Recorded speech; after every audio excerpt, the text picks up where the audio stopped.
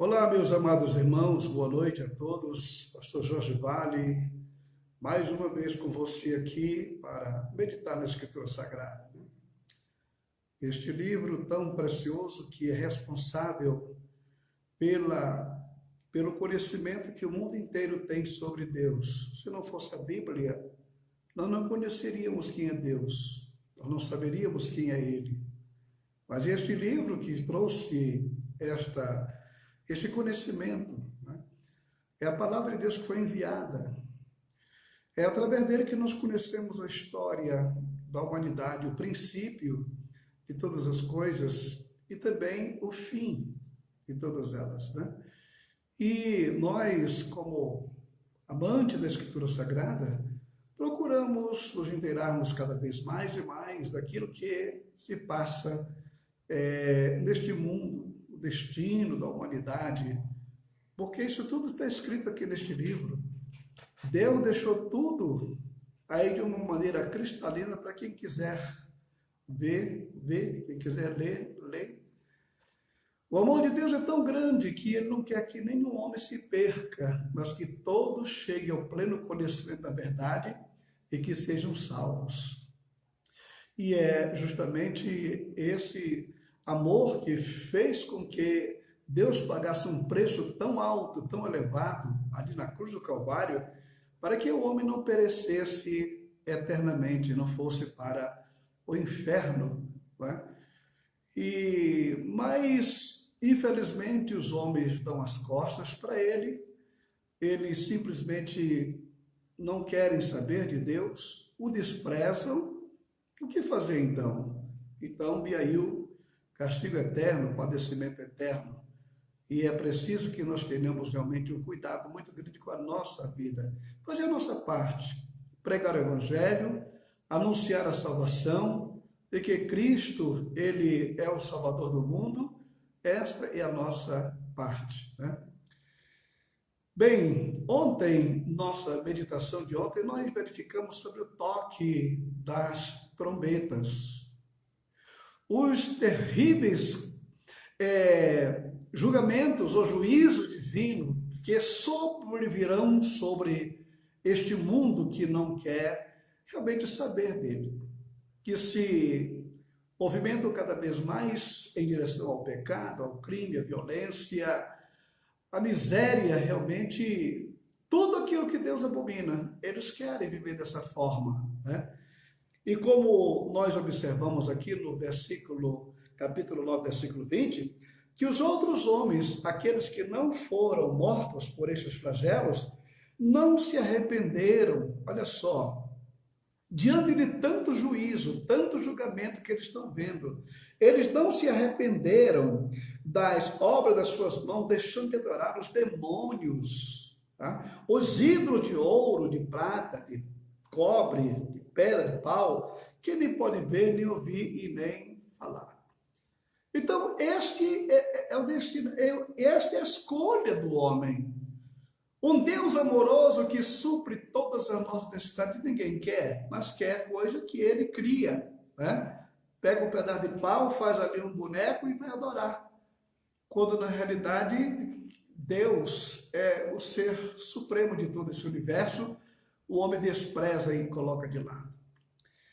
Mas o nosso assunto hoje, porque ontem nós falamos aqui de tantas calamidades, desse julgamento, desses 7 trombetas que vão tocar, quando nós vimos que a terça parte do planeta incendeia com o toque da primeira trombeta, a terça parte do mar, a terça parte dos rios, a terça parte da atmosfera é atingida, o ninho da besta é aberto, os demônios são liberados para atingir a humanidade com úlcera da cabeça aos pés, um tormento tão incrível, né?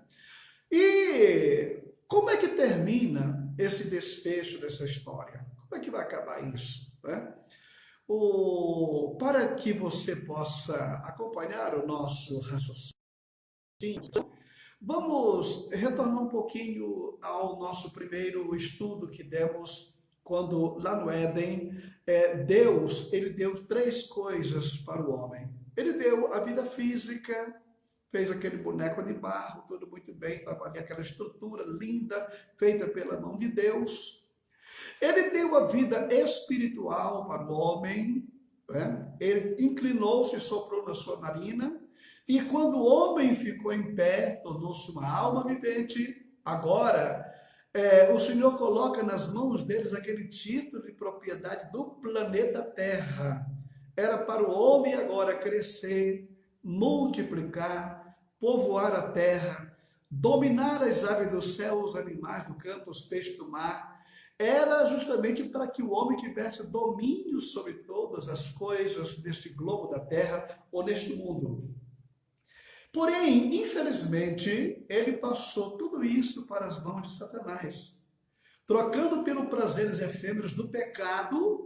A partir daquele momento, Satanás fica de posse dessas coisas preciosas que Deus deu para o homem, e deu para o homem o prazer efêmero do pecado. Então, nós observamos que a partir do momento em que o homem pecou, a Bíblia declara que a alma que pecar, esta morrerá. O homem morreu espiritualmente na mesma hora. Fisicamente ele passa alguns dias aí na terra, mas depois ele morre também. Mas o que é a morte espiritual? É a separação de Deus. O que aconteceu com Adão? Foi se esconder, separado de Deus, porque o pecado faz separação. E a segunda coisa foi também a morte física. Que a alma que pecar, essa morre, que é a morte física. O homem naquele tempo poderia viver 500, 700, 969 anos, como foi o caso de Matusalém, mas a morte chegou para ele também, e todos os homens experimentaram a morte, né? E o terceiro elemento que Deus deu para o homem foi a propriedade. O planeta para que ele pudesse governar, dirigir, trabalhar, saborear o de bom e o melhor que pudesse existir, dominar. O homem nasceu para dominar, né? Mas isso tudo ele passou para a mão do diabo. Hoje, Satanás é quem comanda isso. Por quê? Ele é o Deus deste século. Ele é o príncipe deste mundo. Ele que está por trás dos bastidores comandando tudo que existe neste mundo, desde a esfera política, espiritual, a esfera econômica. É ele que está por trás dos bastidores, tá? Deus não criou nada disso, mas por trás dos bastidores está justamente a mão diabólica manipulando os homens aqui na terra como se fossem verdadeiros marionetes, tá? Pois bem, agora, assim que o homem caiu, o plano da redenção entrou em ação. Deus começou a trabalhar. Ou seja, você se lembra que Deus descansou no sétimo dia? Mas depois Jesus disse, meu Pai trabalha até hoje, eu também trabalho. Por quê? Porque quando o homem pecou, o descanso de Deus foi suspenso. Porque agora Deus está trabalhando para trazer de volta aquilo que o homem perdeu. Tá? É quando entra em ação o plano da redenção. E dessas três coisas que o homem perdeu, a primeira que foi resgatada, está sendo resgatada, justamente a vida espiritual. Há 2000 anos atrás, quando Cristo, ali na cruz do Calvário, ele pagou o preço, ele pagou a dívida contraída pelo homem, cravando no madeiro aquela cédula que era contrária a nós. Então, a partir daquele momento, o homem tem a possibilidade de nascer espiritualmente, que estava morto em delitos e pecados, mas agora ele pode nascer de novo. E Jesus disse que aquele que não nascer de novo não pode ver, não pode compreender, não pode saborear, ter o prazer da vida espiritual. E o que nós observamos que ali começou o resgate daquilo que o homem havia perdido. Então a vida espiritual, ela começou a ser resgatada há 2000 anos atrás. E a vida física, quando é que ela vai acontecer? Ou já aconteceu? Não. A vida física, quando é que este corpo mortal, ele vai se revestir da imortalidade? Quando é que isso que é corruptível vai se revestir da sua incorruptibilidade? É justamente no dia da volta de Cristo, quando os túmulos se abrirem e corpos de santos que estão hoje na sepultura vão se levantar. E aqueles que estiverem vivos serão transformados num abrir e fechar de olhos, e estaremos assim com a nossa vida física resgatada também. Então, dessas três coisas, falta uma terceira, que é justamente a propriedade, é o planeta. E eu quero que você entenda que a grande tribulação nada mais, nada menos é de que a luta pelo resgate da propriedade. Tá? Você se lembra que Deus deu para o homem 6 dias para trabalhar e o 7º para descansar?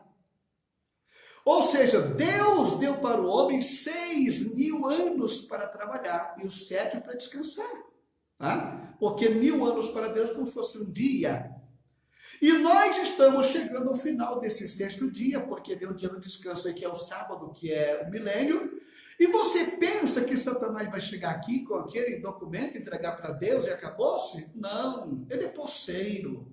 Ele vai fincar os pés aqui. Ele vai mobilizar toda a sua potestade infernal para manter o seu reino aqui na terra. Mas acontece que hoje Deus não pode interferir. Sabe por quê? Por causa desse bendito documento, esse prazo que Deus deu. É como você, quando aluga uma casa para alguém, você assina um contrato de 2 anos, 3 anos, você não pode entrar naquela casa enquanto o contrato estiver vigente. Mas quando o contrato expira, aí você pode ir lá e pegar a chave da mão do inquilino, e a casa é sua. Pois bem, mas antes você não pode nem entrar ali, que você pode ser preso. Deus, ele é leal até com o seu adversário. E é justamente nesse momento, nesse instante, quando termina este 6º dia, que o documento perde a validade, que Satanás não vai querer entregar aqui essa propriedade, então ele vai lutar para se manter aqui, mas Deus agora tem liberdade para interferir e requerer aquilo que é dele. Então, isso que nós acabamos de ver aqui, no toque das 7 trombetas e das 7 taças, isso justamente luta no ninho da besta para tirar o posseiro daqui deste lugar. Tá? Então, nós observamos como é que as coisas vão acontecendo. Primeiro, segundo, terceiro, quarto, quinto, sexto e o 7º selo. Né? E quando chega no final desse julgamento, o que é que vai acontecer? É como se a grande tribulação estivesse terminando aqui. Porque você sabe que a grande tribulação é um período de 7 anos, correspondente à última semana de Daniel, que parou lá com a retirada do ungido, há 2 anos atrás, quando Jesus Cristo veio para que era seu, e o seu não receberam, o expulsaram, o mataram. Então o plano para os judeus parou ali, porque a igreja agora, ela está trabalhando para que não fique este mundo sem testemunhas do Senhor aqui na terra. Então o que acontece aqui nesse exato momento é que ao terminar o toque dessa trombeta, termina no 7º ano, no final do 7º ano, depois dos 3 anos e meio da tribulação, do juízo com misericórdia, e depois dos outros 3 anos e meio da grande tribulação, juízo sem misericórdia. Então, este ponto aqui, ele termina justamente com o retorno de Cristo para tomar posse daquilo que lhe pertence. Olha o que diz aqui agora, no capítulo de número 10, que eu quero que você abra a sua Bíblia e acompanhe a leitura conosco aqui nesse instante, neste capítulo 10, que declara o seguinte: eu vi outro anjo forte. Procure entender quem é este anjo, tá? Vi outro anjo forte descendo do céu, envolto em nuvens. Quem foi que subiu ao céu e foi envolto em nuvens? E os anjos disseram: esse é Jesus, da forma como ele está subindo, ele vai descer. Então vem ele aqui agora, envolto em nuvem, com arco-íris por cima da sua cabeça. O rosto era como o sol e as pernas como coluna de fogo. Tá? Aqui está Cristo retornando. Nós vamos ver depois, de outro ângulo, este retorno de uma outra forma, porque o Apocalipse ele tem esta propriedade linda de mostrar uma coisa aqui e depois esclarecer de um outro ponto, de uma outra forma que você vai entender melhor, né? Então aqui nesse momento, Jesus Cristo está descendo no final, terminou o prazo, aqui os 7 anos, ele está descendo porque a terra é dele. Versículo 2, olha o que declara aqui. E tinha na mão um livrinho aberto, pôs o pé direito sobre o mar e o esquerdo sobre a terra, e bradou em grande voz como um ruge o leão, quando bramou, destacaram os 7 trovões, as suas próprias vozes, né? Então o anjo que vi, versículo 6, jurou por aquele que vive pelos séculos, séculos, o mesmo que criou o céu, a terra e o mar e as fontes das águas, dizendo, já não haverá demora. Ou seja, Jesus está descendo aqui e ele tem na mão o quê? Um livrinho aberto. Por que esse destaque de livrinho aberto? Por quê? Porque você se lembra do capítulo 5, quando ele toma da mão de Deus aquele livro selado com 7 selos? Pois bem, os selos já foram tirados. Foi tirado um por um, e à medida que ia tirando esses selos, se via o juízo aqui na face da terra. E agora o livro não tem mais aqueles 7 selos. Que livro é esse que ele desce? É justamente, ele desce nesse momento com o título de propriedade que ele deu para o homem lá no Éden. Só que lá no Éden, ele deu para o homem uma cópia. Que Satanás tem esta cópia. Mas ele tem o original. Ele é o proprietário. Ele é o dono. Ele é o criador. É ele que tem o documento original de propriedade do planeta Terra. E observe esta cena linda. Ele coloca, nesse momento, quando ele desce com este livro aberto, ele coloca o pé no mar e na terra. De que é feito este planeta, hein? De terra e água. Pois bem, então ele vem e pisa na terra e na água. Ou seja, ele passa nesse momento a tomar posse daquilo que lhe pertence. Daquilo que lhe pertence, é dele. Então ele chega aí, toma posse, é dele. E no versículo 6 declara que jurou por aquele que vive pelos séculos séculos, o mesmo que criou o céu, a terra e o mar, e tudo quanto neles existe, dizendo, já não haverá demora. Ou seja, Jesus disse no Calvário, está consumado, quando ele restaurou a vida espiritual do homem. Naturalmente, no dia do resgate dos nossos corpos, esse está consumado, o resgate do ser humano. E agora, pela terceira vez, está consumado o resgate da propriedade. E para você entender o que eu estou dizendo, que é verdadeiro, eu quero que você pule um instantinho do capítulo 11 e o versículo de número 15. Preste atenção. Você que está com a sua Bíblia aberta, acompanhe a leitura. O 7º anjo tocou a trombeta e houve no céu grandes vozes dizendo, o reino do mundo se tornou do nosso Senhor e do seu Cristo, e ele reinará pelos séculos dos séculos. Glorificado seja Deus. O que é isto? É Jesus que desce e toma posse. É ele que vem, a propriedade é dele. O documento está nas suas mãos. Então este brado aqui, o reino do mundo se tornou do nosso Senhor e do seu Cristo, e ele o que? Reinará pelos séculos dos séculos. Irmão querido, olha, nós estamos vivendo na atualidade um conflito político em todos os quadrantes da terra, né? Os homens, na sua arrogância, na sua ganância, é mais quem quer pegar isto aqui e não quer largar.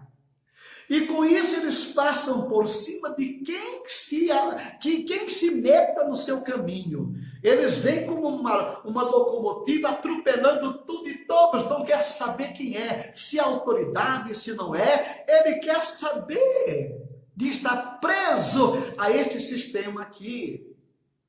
Existe hoje, por exemplo, dezenas, centenas de partidos políticos, que é mais quem quer ser o salvador da pátria. Mas eu tenho uma notícia muito agradável para você. Neste momento, quando Jesus Cristo ele desce, que toma conta, meu filho, acabou-se PSDB, PMDB, PT, DEM, não sei o que mais, tantos partidos democratas, enfim, tudo quanto é partido, isso tudo vai. Por quê? Porque Jesus Cristo vai reinar, é Ele que será o rei sobre toda a terra. É Ele que estará reinando aqui no planeta Terra. É o que nos declara que o reino do mundo se tornou do nosso Senhor e do seu Cristo, e Ele reinará para sempre, para sempre, para sempre. Não vai ver esses problemas sérios que existem. Você coloca um homem no lugar, você vota numa pessoa, de repente você é traído, aquele elemento torna-se um corrupto. Mas quando Cristo estiver reinando aqui na terra e que não tiver mais nenhum partido político, meu querido irmão, nós vamos experimentar aquela oração que você vem fazendo há anos e anos: venha a nós o teu reino. É este reino que está nele a minha confiança, está a minha esperança. Eu não estou aqui para depositar esperança em homem nenhum, porque todos eles são falhos, eles são mortais, eles são suscetíveis a mudanças, mas aqui tem um que vai reinar para sempre, e com tanto amor, e com tanto carinho, com respeito por aqueles que estiverem experimentando o seu reino aqui na face da terra.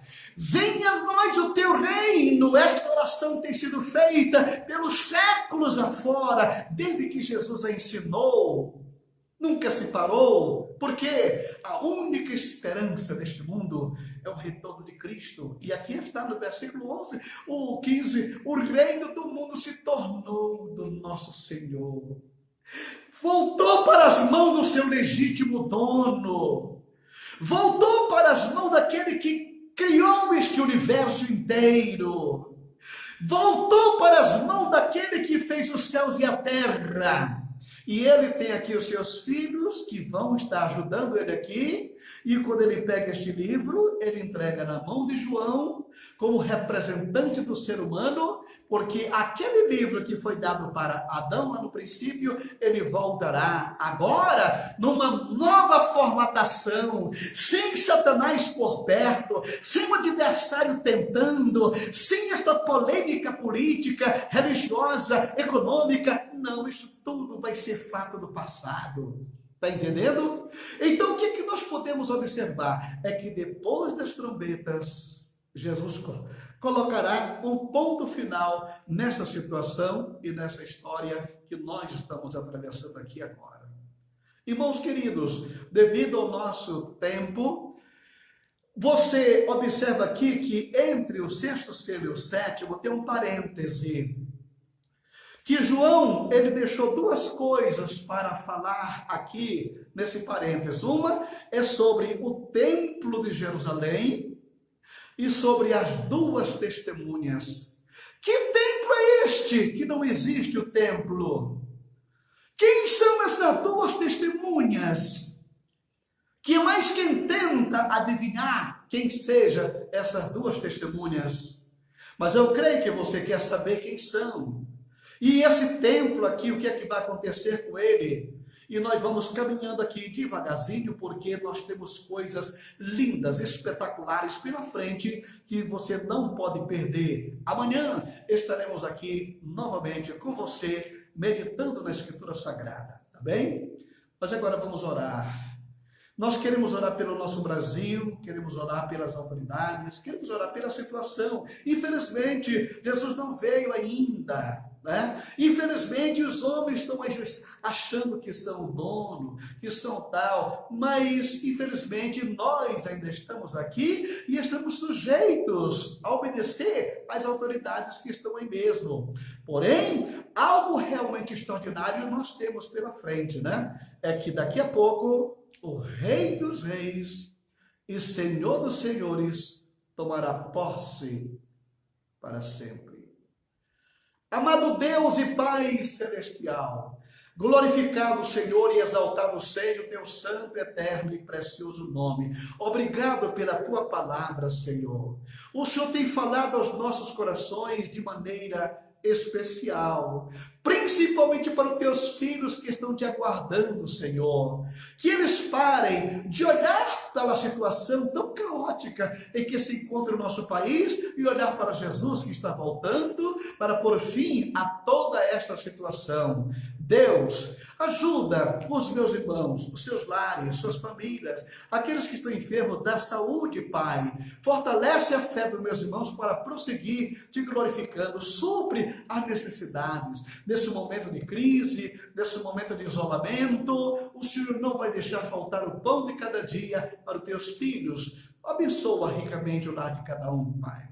Nós te pedimos ainda pelos pastores daqui de Campinas, pelas igrejas que estão aqui nessa cidade, pela situação que os nossos ministros estão atravessando, com as questões econômicas, com as dívidas, com as contas a pagar. Deus, abre uma porta, Senhor, para que os teus filhos tenham as suas necessidades supridas, meu Pai. Abençoa a tua igreja, o teu povo em todos os momentos. Eu te peço pelas autoridades constituídas, abençoa o presidente da República. Toma esse teu filho em tuas mãos, Pai. Usa ele, Senhor. Tu sabes que ele não está só. Ele está do lado da maioria.